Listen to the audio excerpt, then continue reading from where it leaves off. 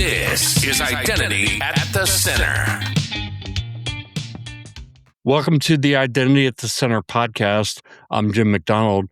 Unfortunately, Jeff Stedman wasn't able to make this episode. He is braving the elements in North Carolina, driving to Charlotte today.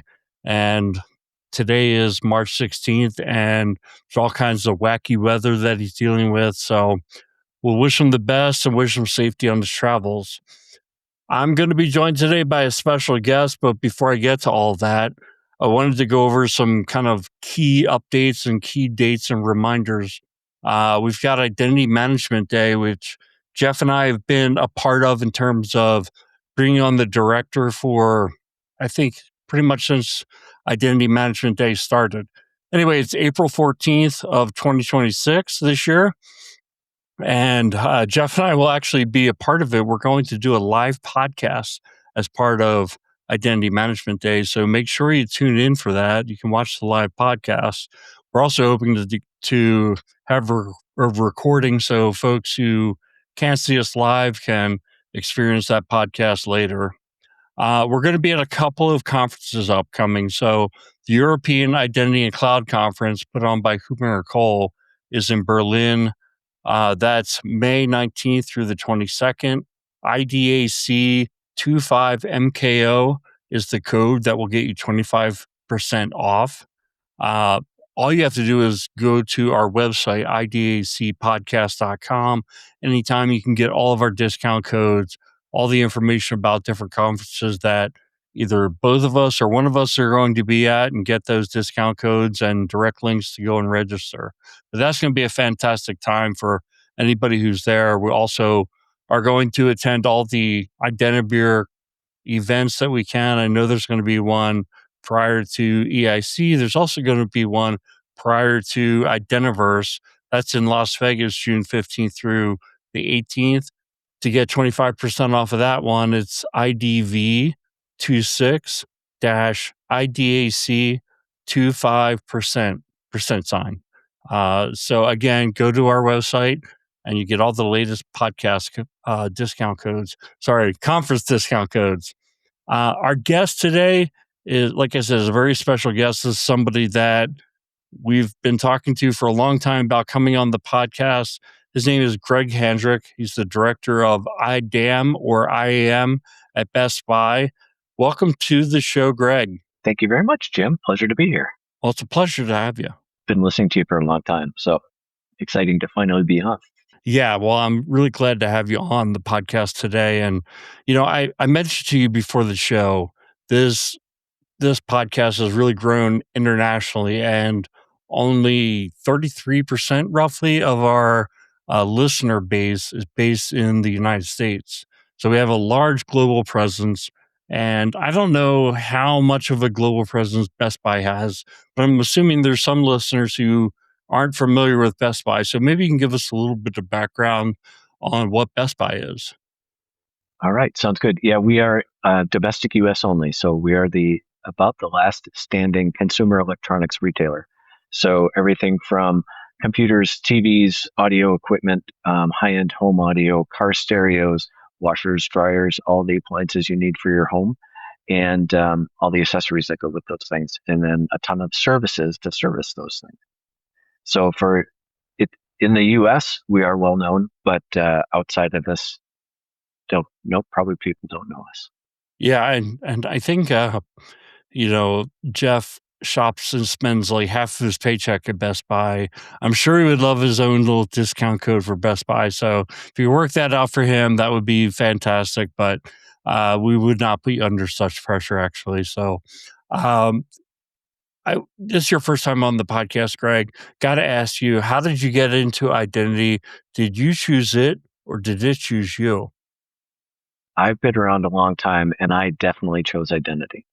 I used to say that I've been in identity since before the word identity, but I actually started back early in my career as an Oracle DBA and database developer, but then in the office got into helping people get access to the network file shares. And so it was Novell NetWare at the time. And I ended up learning about Novell NetWare, and then learning we were switching over from token ring to this new thing called 10BASE-T networking. So I actually got in the wiring closet, learned how that worked. Um, and it was just starting to connect people to stuff. And so it was always about the users and what they needed to do their jobs. Um, so I'll give a brief history of my long, colorful career.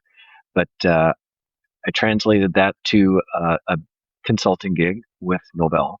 And then from there, landed at a manufacturing firm, which was nationally located. We had a bunch of sites, but I was the network services manager, which meant I got to learn not only the local area network, wide area network stuff, but routers, switches, firewalls, all those things, data center operations. So I had this big infrastructure background between power, space, cooling, all those things, racking servers, racking storage, telephone equipment, um, all the things. Learning about help desk and again getting people access to the things they needed, and then from there working for a large international manufacturer and doing a lot of project management for them. A lot of projects that were cross-divisional, international, super hard, or things that had failed before, and we got to step in and rescue. From there, I got to be exposed to um, quality control, IT service management, and a bunch of different ways of looking at at access, at technology. I got to become actually in one part of that role, SAP security administrator, which was my first exposure to true security. From there, went to a couple other different companies where I got to be exposed to a whole lot more PCI, HIPAA, high trust, capability maturity models, a whole bunch of different IT frameworks, COBIT, different ways of looking at the world, different lenses. And again, it's always about the business and about getting people around the business the things they need to do their job. Had my first role where I actually had the title Identity and Access Management at Best Buy, actually in 2011. And from there, we were very operationally focused. It was just about getting the users set up, getting their access into apps, and then and making sure that was done quickly and accurately. But security didn't matter so much. So then, following the retail Armageddon that Amazon introduced to retail, I left Best Buy in 2014. Got to do a whole bunch of consulting, but used all those different frameworks and security systems and things that I picked up, all that different terminology from working across all kinds of different parts of the business, and was always drawn back to those situations where it was getting people access to the systems they needed. So identity was always there, but now layering in, are we doing it in a SOX compliant way? Are we doing it in a PCI compliant way? Are we doing it with whatever the regulatory framework of the moment was? And then after a couple more identity roles, actually got to boomerang back into Best Buy and step back into the team that I had left 7 years prior. And there's some stories there because got to see all the things that we had started back in the day when we were actually trying to make it a real formal identity and access management program, and then see how the promise that we had and the hope for all those systems that we were putting in 2014, how that changed over the course of 7 years, and then got to see what it became. I can tell from that story, there's no way in the beginning you could have drawn the line from here to there, but somehow you made it all the way to the director role over the IAM program at Best Buy. And I'm sure there are a lot of people who are in the beginning of their career who are very interested to know, like, well, can I just follow the path that you followed to get here? And it's like, there's no way you could repeat that, right? Absolutely not. And again, identity didn't exist when I started, but it is now. What I love about identity, and as it grew on me over the years, is that we have this unique perspective in the organization. We touch every single person in the company, from the security guard at the front desk all the way to the CEO. with very personal access to what they need to do their jobs.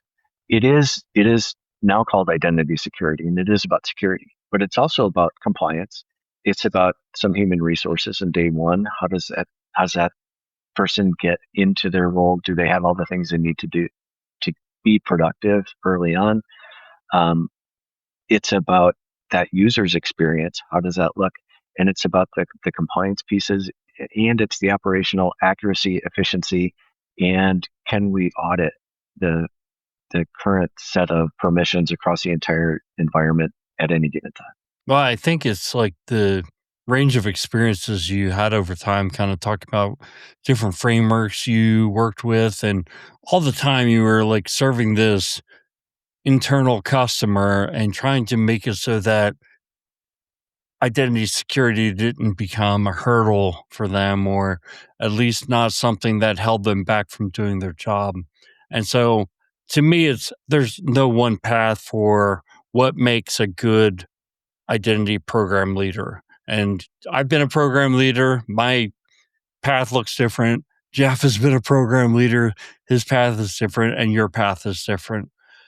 One thing I found interesting is like now that you are the identity program leader, as we talked, I wanted to make this kind of like one of the top things that we talked about in the show, which was the organization. And so, one thing you mentioned to me that is totally different is that, or I shouldn't say it's totally different, but totally different from my background and Jeff's background, is that your role reports into the CIO, and the CISO is more of a like a stakeholder to your program. And I wanted to get like from you like how that works and what the pros and cons are in your mind in terms of that approach. Sure. For Best Buy, it's always been that way. The identity program started off it was called credentialing and privileging. And so they were focused just on setting up an account and getting the person into the application. So it was always that operational aspect. When you're talking, we're about 100,000 person organization. And so a lot of people coming in and need access fast, and they just wanted that efficient. And so adding on the security piece of it was sort of an afterthought. Adding on the compliance piece of it was an afterthought. But now that we're here and now that we are more mature in this space, I I think it's all pro to be reporting up through the CIO side of the org, because security, compliance, they are our stakeholders. They provide the framework. They provide the rules and the standards that we have to abide by. And so I'm free to actually use them as a hammer when we want to drive some new thing in. We can say, oh, security needs us to do that. So just don't blame me for this thing. It's security's fault. But also, I get to feed back to security and say, wait a minute, totally understand where you're coming from and why we need to do whatever it is you're asking to do. But here's the impact. And so, can we change this rollout? Can we steer this? Can we guide it to make it just a little easier for the organization to accept? And so that's been a benefit.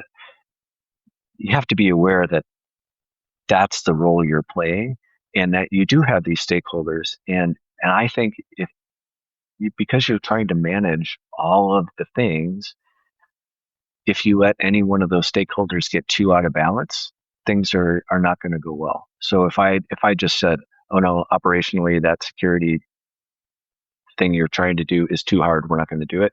That's I'm giving too much weight to the operation side, or vice versa. If we let security drive all of our program responses, then it's going to get out of balance, and the customer experience is going to suffer, or something else is going to give way. Jeff and I debated this on a recent episode, a mailbag episode, right? Because someone asked about organizationally, is it better to report to CIO or CISO?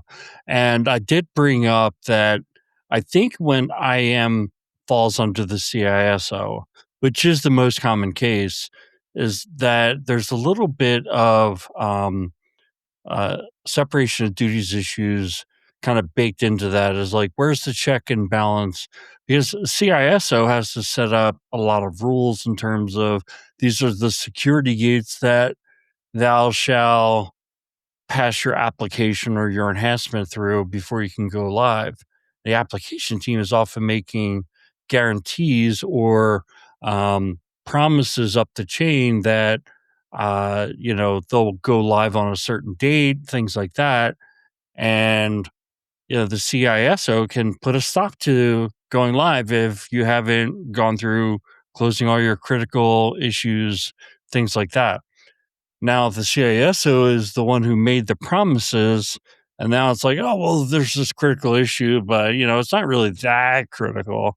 Like now they're in a position where they have to either disappoint their boss or they have to they have to kind of let that critical bug go past. And I'm not saying they won't make the right decision, but they shouldn't be in that position in the first place.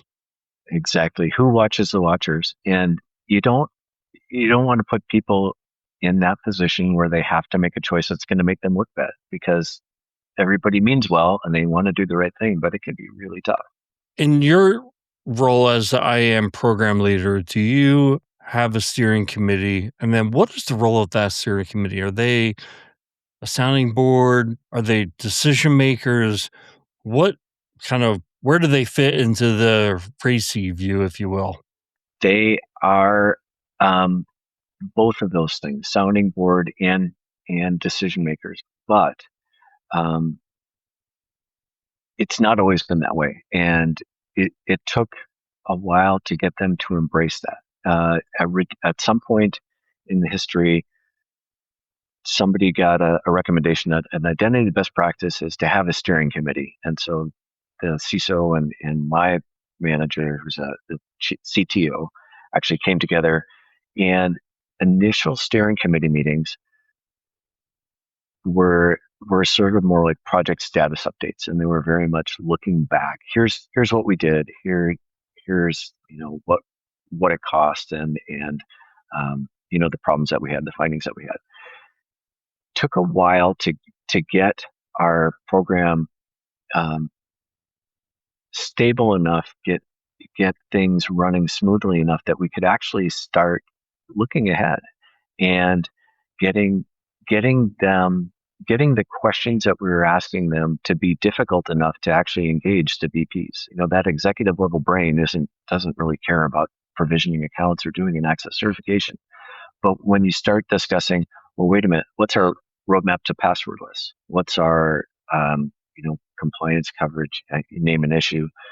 They want to be more strategic. What business value are we actually adding? Can we show it, or are we just a cost center?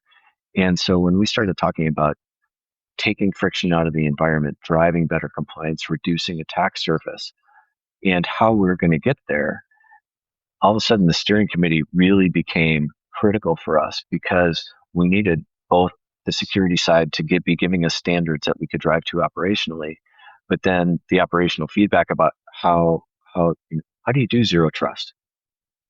Well, you can say it, but we see where all the gaps are and where implementation challenges are. So it's been fabulous to see that shift in those meetings. And simple, it's a 1 hour meeting every 6 weeks. So if you don't have a steering committee, put one together and just put a little burden on their plate, because the feedback you get is phenomenal. The guidance that we've gotten towards implementation has made us successful. But the other thing is, we've now got a partner in the executive suites. And so they can have conversations about us in the rooms where we aren't. And so when you've got senior VPs talking across the organization and somebody else saying, hey, no, identity is important and here's why you have to account for it, it makes all the difference in the world to your ability to be successful. Yeah, identity really touches like every part of the business. So, most parts of the business ought to have some kind of input in terms of how it's touching them.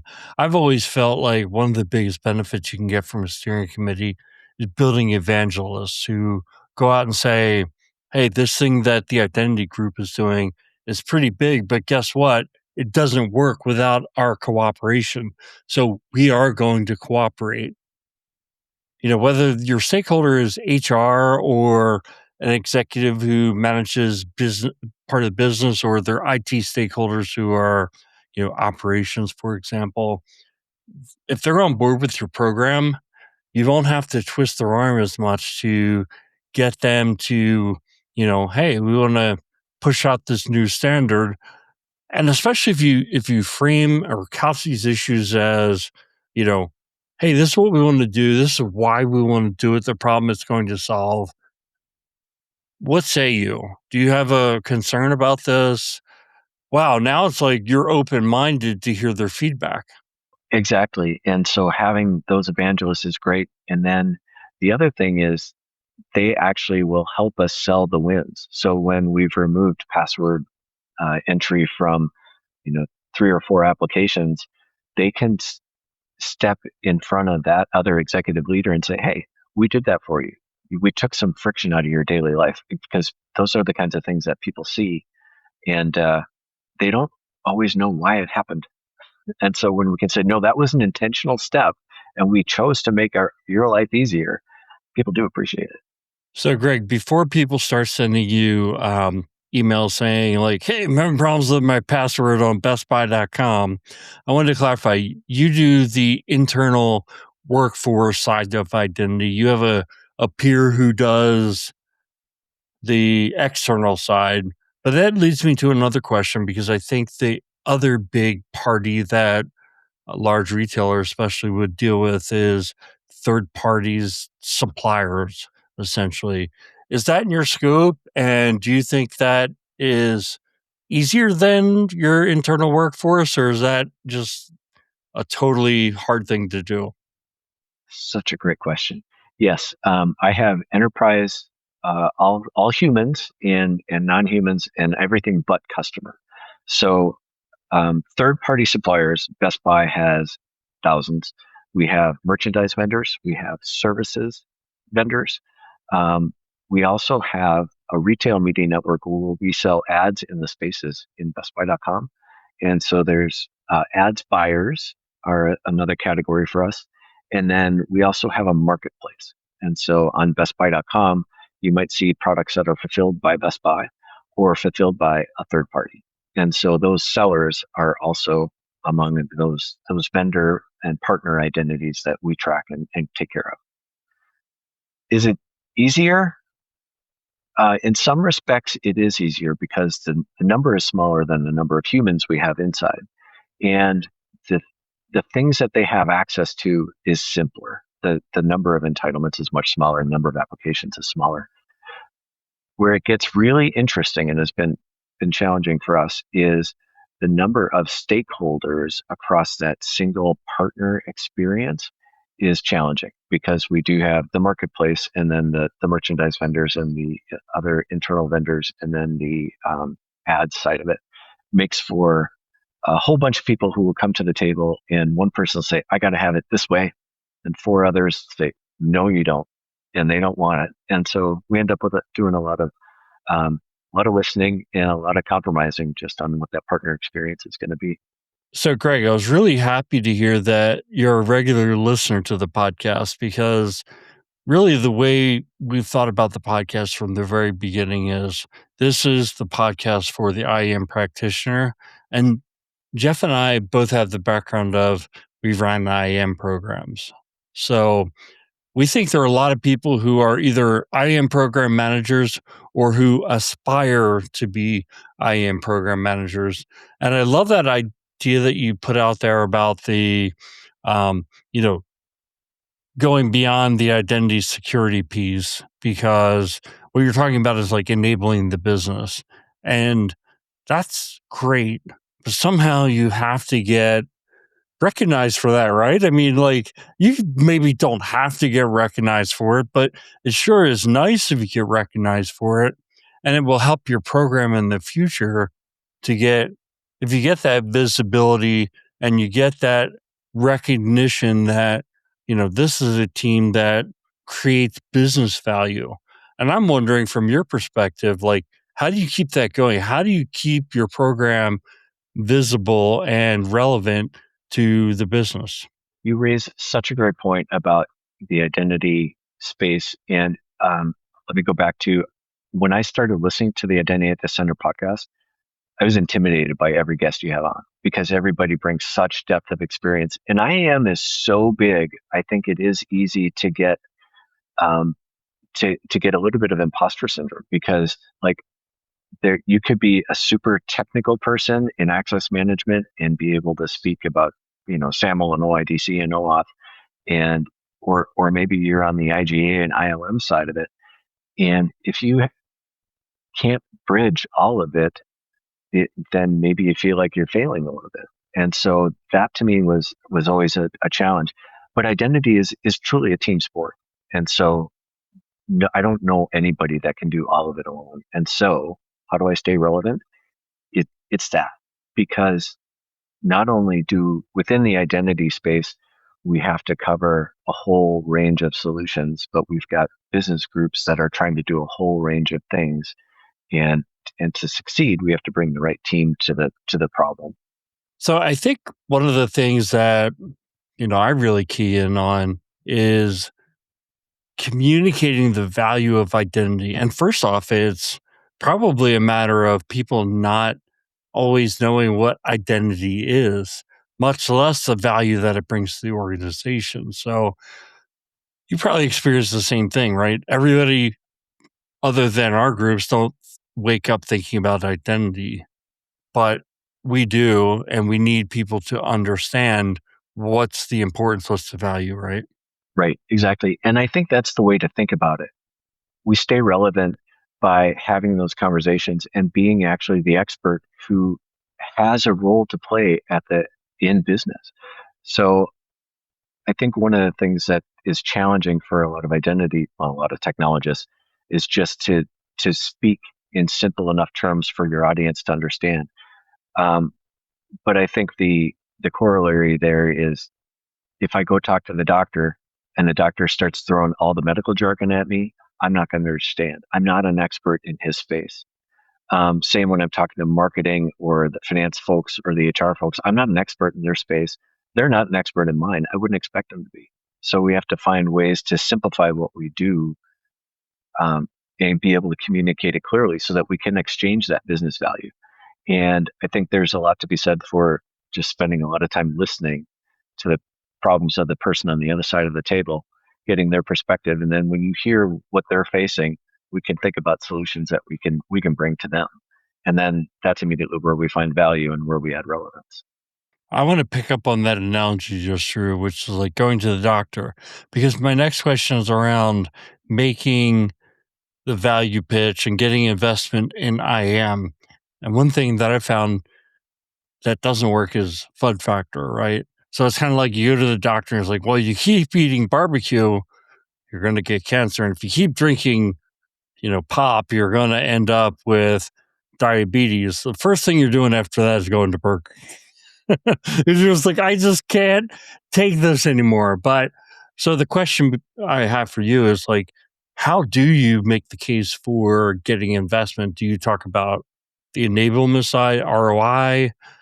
Do you talk about risk mitigation? Or do you find that maybe it's contrary to what I said? Maybe FUD works for you. Absolutely no, never FUD. Because it does not work in my experience. When I came back to Best Buy in 2021,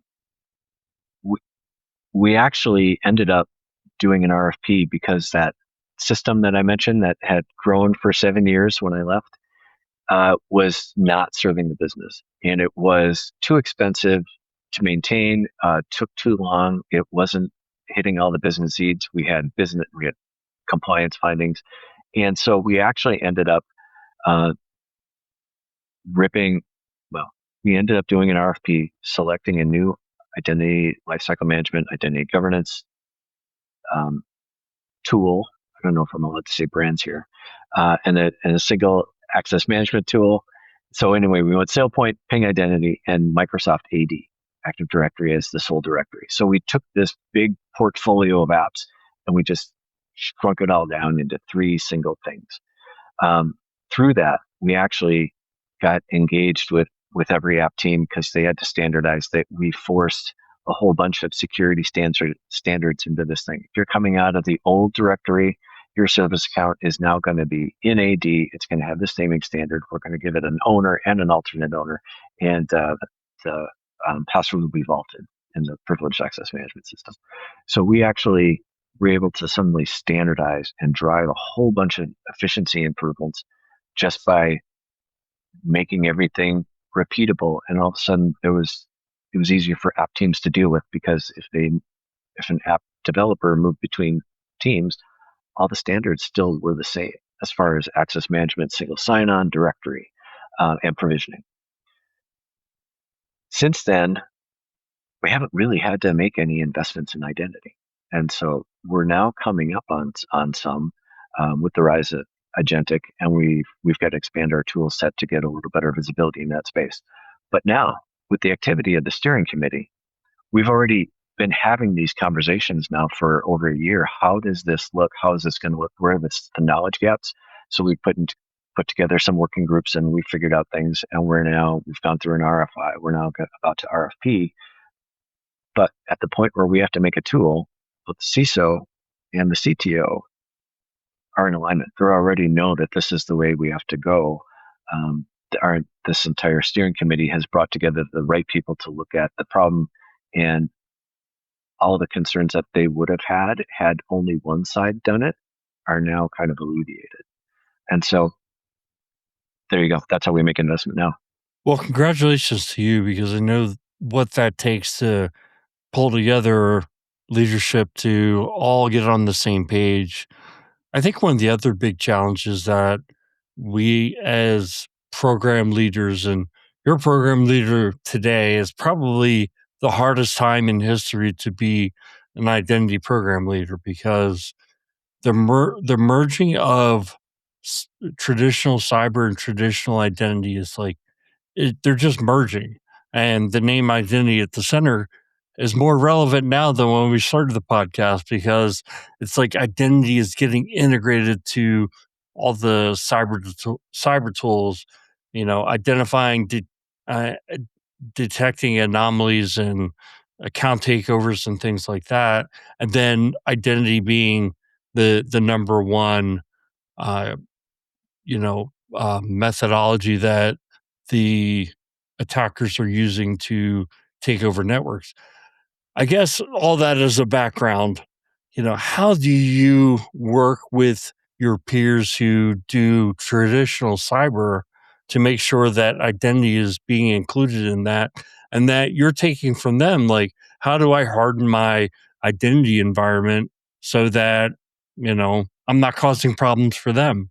I need a piece of wood to knock on to make sure that we are doing that having that conversation and staying secure.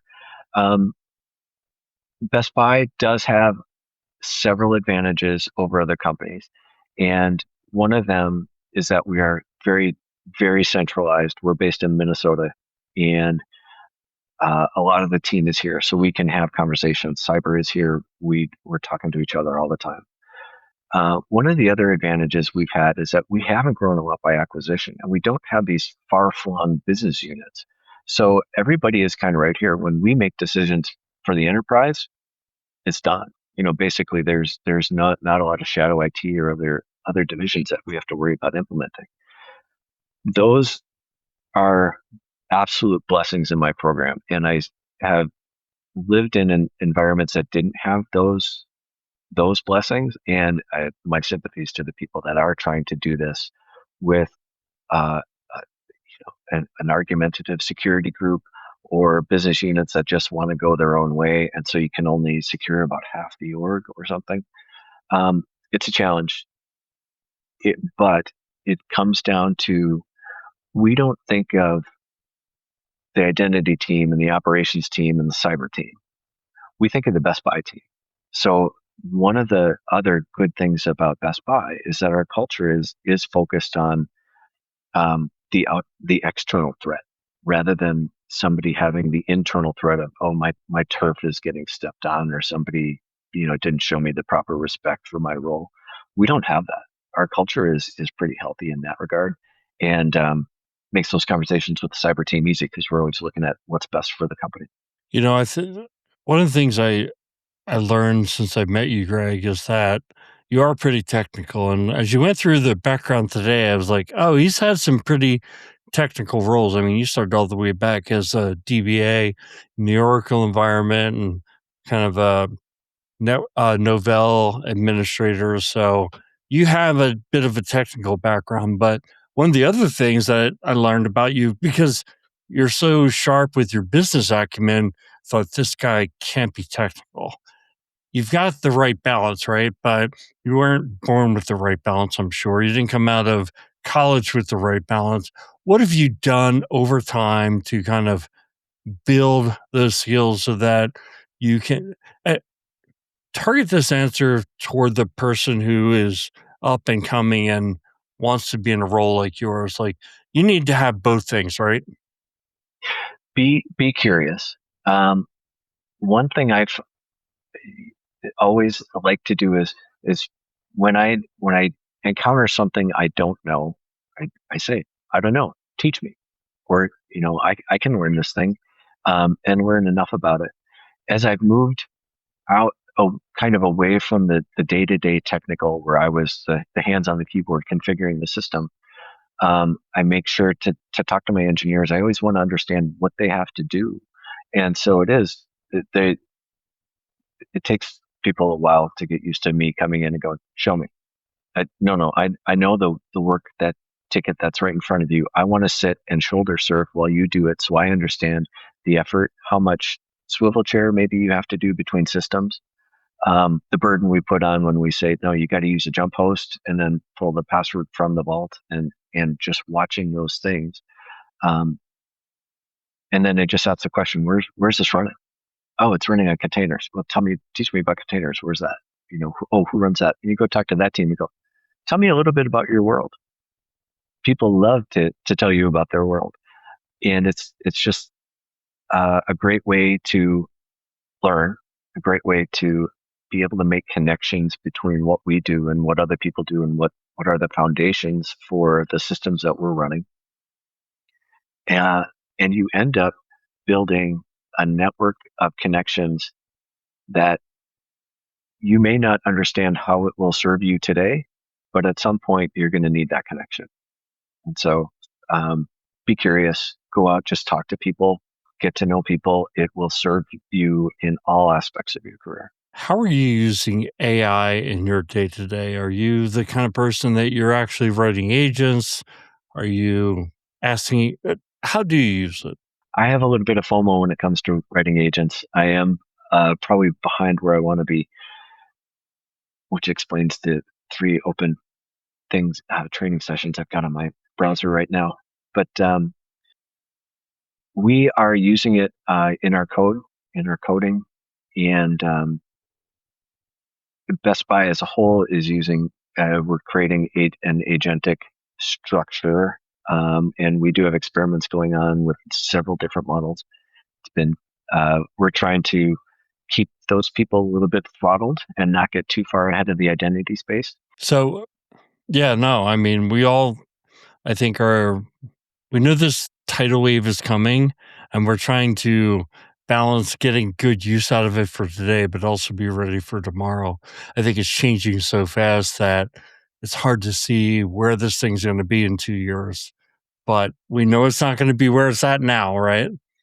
Um, One of the other questions I wanted to ask you, Greg, was, you know, now shifting gears, I loved your answer about being curious. It was advice to the practitioner who's like the up and comer, wants to lead a program.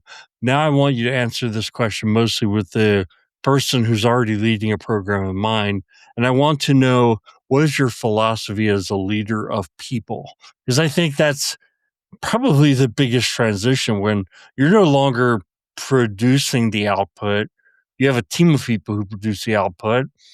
In some ways, I remember making this transition myself and kind of feeling vulnerable, right? At first, you feel vulnerable because, like, I spent my whole career producing output, and now I don't produce output. All these other people are doing the work, but that's my job, is to make sure that they're producing the right output. What's your philosophy on leading people?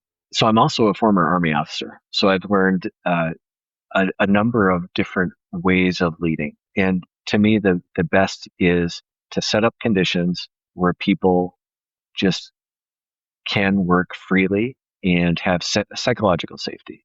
Basically, people have to um, be not just a hands on a keyboard, but you need the brain that's attached to those hands. So my philosophy is, I know that I'm intelligent and I've got a lot of experience and I know a lot, but I don't want to be the smartest person in the room.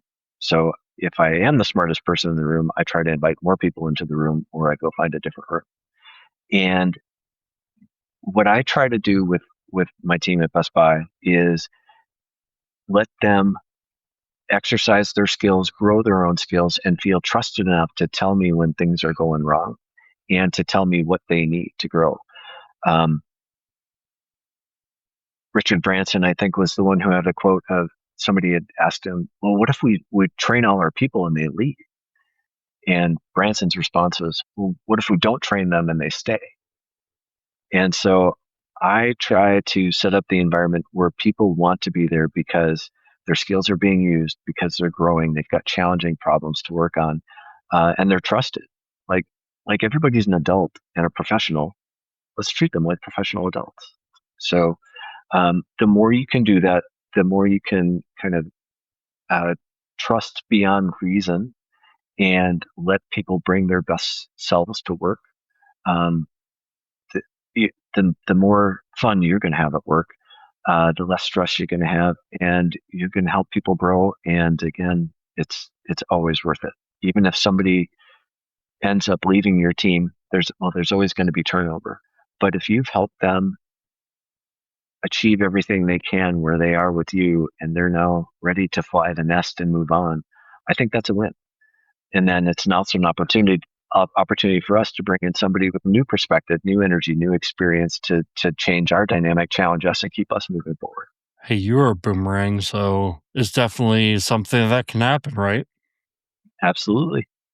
Um, so I think you answered kind of one of my next questions, which was how do you keep people growing but keeping them motivated and wanting to stay? Um, my next question though is, um, I think people have real anxiety, especially younger folks that they're, just as they're starting their career, they're going to be replaced by AI agents that are going to do all the white collar jobs. And I guess in a lot of ways we're lucky, right? Because we've been in our career and we're, in the the last decade of our career, let's just call it that. That is like I'm kind of like, well, the AI just replaced my job. I don't, that's not the end of the world for me. But for someone who's starting out or mid career, it's a big deal. I guess, one, do you think that's something people have to worry about? And do people ever bring that concern to you? Or if they did, what would you say to them?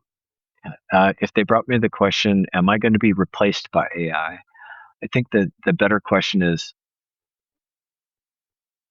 what can I do to be enhanced by AI? And that's the way I'm trying to think of it, because yeah, there's a little bit of nervousness always. Um, I think I think the basic triangle in IT is people, process, and technology. And I think even if you add AI and agents into the mix, well, what are they? They're definitely technology, but they act kind of people-ish. So the proportion changes a little bit. But I think um, the people working with AI to number one, I think what we're going to do is use it to do what we do today faster than maybe to automate things. And the processes are still going to be important. I just heard an interesting thing just this week on a podcast, and the person said that it's not it's not when we change an existing process and speed it up that people lose their jobs and get replaced. It's when the entire paradigm shifts that all of a sudden people will be displaced. So I think near term and probably midterm, it's going to be a long time until the fundamental need for people process technology shifts to the point where we get replaced by AI. And that's the hope I have for the next 20 years. So that That's great. And that's a great way, an optimistic view to round this out.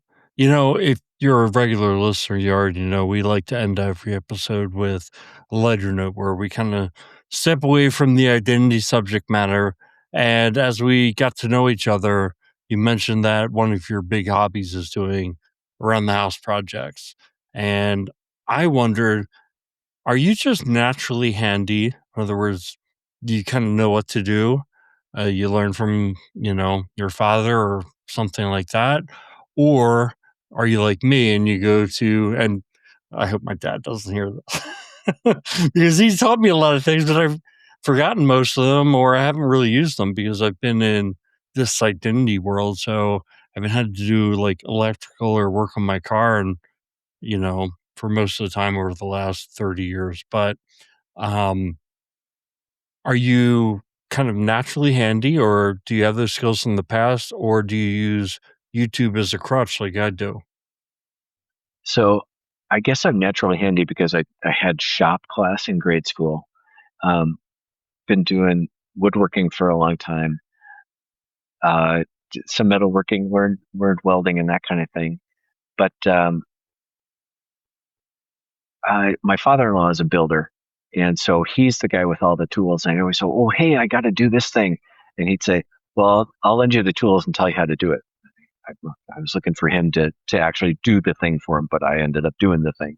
So I have picked up a whole bunch of skills over the years. But YouTube is the greatest. Absolutely. I tell my wife I am 3 videos away from knowing how to do anything. And so um, you know, one of the other things that I picked up was making gear to support my son's Boy Scout troop, and we'd had some tarps to repair and things, and I ended up learning how to make. I learned how to sew because of YouTube. So making hammocks and tarps and tents and backpacks and climbing bags and all kinds of things. Um, Final wraps for my daughter's car, YouTube. Uh, you know, spend endless hours figuring out how to do trim on my deck, embarrassing, but also YouTube. And of course, the most valuable thing on YouTube and my favorite thing to watch on YouTube is Identity at the Center podcast. Well, I think with that, we'll get invited back, but we do our best to make sure that we have a lot of content on YouTube. I mean, you know, one thing I'd love it is if folks who are listening to the episode could go out, find one of the shorts or find this video, just give it a like or give it a comment. Because we're trying to grow the YouTube channel. We put out video content every week, tons of shorts and things like that. And so it's kind of a labor of love. I mean, we do like doing it, but it is a labor. We put a lot of effort into it. And getting that feedback is important to, Jeff and I in terms of knowing that what we're doing is valuable and it makes sense to keep doing it. So if you get a chance to go out there, but definitely appreciate that, Greg. And I do know what you mean about the 3 videos away from learning how to do anything. I mean, I got OpenClaw up and running on my laptop in a VM, and I believe me, I had to like fight my way through some old, you know, prompts that were like Linux commands that I hadn't used in quite a while, and like it was it was quite an adventure, but I could not have done it without the contributions of people putting things on YouTube. So totally know what you mean. So then one question back for you. What is your agent doing? What are you doing with OpenCloud? How are you using AI, Jim? How am I using AI? So I pretty much wind up being in LLMs like all the time. Couple things. One, I tried to build agents at my work. Um, the problem was like I could build agents that worked kind of within themselves, but when they had to integrate to data sources that the integrations weren't pre-created, that's where it broke. Um, my experience with OpenClaw was it was a lot harder to install than a lot of people were talking about online. And when I got it up and running, I tried to give it a few projects to do. And how do I put this nicely? The thing was stupid. I told it, like, do this thing and then create me a report and email it to me. And then it ran it and then it failed. Why did it fail? Because me is not an email address. And I was like, okay, I didn't mean type the letter ME as my, an email to that. I meant be smart enough and use my email address. So then I had an argument with it about like who's going to fix the code to get the thing to work.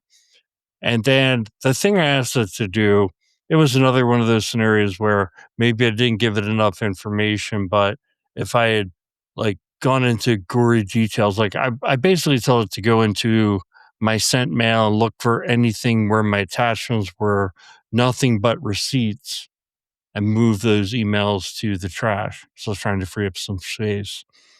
And what it wound up doing was like putting all of my emails that had attachments in the trash. I'm like, that's not what I wanted. And so I kind of gave up on it. Conceptually, it's amazing, right? And obviously, like I think OpenAI bought the software. That's where things are heading. Just I don't have a lot of time to invest in something where I'm not going to see a payback. And that's what I kind of came to the conclusion was like, cut my losses. I learned a lot getting to this point, but this thing is not productive enough. Now, what I'm excited about trying here in the next couple of weeks is Claude Cowork. Because I know with that, you can set up a lot of recurring processes and things like that. One thing I will give Clawbot was, or OpenClaw, they're calling it now, was that it connected to my WhatsApp. So I was able to message with it. I was able to tell it to do things when I was not in front of the computer, which I thought that was very cool. But by the way, folks, one thing you have to realize is like for it to be effective, you have to connect it to all the systems. So one of the connections has to be to an LLM. If you connect it to OpenAI as your LLM, it connects via a API. Well, every time you hit the API, you get charged real world money. So I know a lot of people are connecting OpenClaw to Chinese LLMs to try to save money. And I think that's, that is what it is. But, don't go into it thinking, oh, this is just a free project and it's not going to cost me anything. That's not the case. No, I think there's a lot of power out there, and there's promise of getting that harnessed, but we're still safe from being replaced by AI for a while. Yeah. Well, I think even look, this is my thing that makes me feel safe is that building a setting up a product and making it like exist is that's not the hard part. Never been the hard part in IT. It was all the integrations and not just the technical side of the integrations, but getting the okay to do the integration and testing the integration and someone looking at those test results and saying, yes, we can continue to move forward. When you're talking about identity, I mean, it is the ultimate middleware. You don't just, install, like I think you said, Sal Point and Ping, like you don't just install those things and then, all the integrations just happen. Like those things take years and it's not just the technical side. It's, getting the organization and people to be okay with like, okay, you're going to take over the logins for this system that I care for. And if it doesn't work, where are you going to be? No. And if like, I need to get access to this system, if that doesn't work, where are you going to be? So, rolling out like ERP systems, rolling out identity systems, AI's got a little while till it can do that. If it can do all the technical side, like, for people to be comfortable with it plugging in enterprise wide, we're looking at many years down the road, I think. No doubt. It'll help with the technology, but getting the people and the process aligned with all of it is where the magic for humans. Yeah. I put something like that on LinkedIn and not everyone agrees and that's cool. But I mean, Yeah, I'm formulating my opinion. I go back and forth because, heck, where AI was in the beginning of 2025 to the end of 2025, I mean, it was like, went from like sci-fi to, oh my gosh, is this really happening? So where's it going to be at the end of 26? It's going to be mind blowing. But again, does that mean people are going to just say, yeah, we're going to take the handbrake off? We'll see. More to come. More to come. Well, thanks for being on the show, Greg. We're going to wrap it up. For all the listeners, thanks for listening. If you're still on with us, check us out on the web at idacpodcast.com. We're on YouTube, idacpodcast.tv, and of course, in your favorite podcast player. Greg, thanks for being on with us. Thank you so much for having me. It's been a pleasure. All right, everyone. We'll talk to y'all on the next one. You've been listening to Identity at the Center. We hope you've enjoyed the show. Make sure to like, rate, and review. And we'll be back soon. But in the meantime, hit the website at identityatthecenter.com. See you next time on Identity at the Center.